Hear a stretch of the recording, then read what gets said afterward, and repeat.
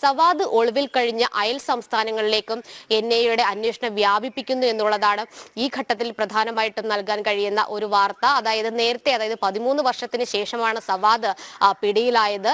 ഈ കൃത്യം നടത്തിയതിനു ശേഷം ആ മഴവും കൊണ്ട് ഒളിവിൽ പോയ സവാദ് 13 വർഷത്തിന് ശേഷം പിടിയിലാകുകയും ചെയ്തു.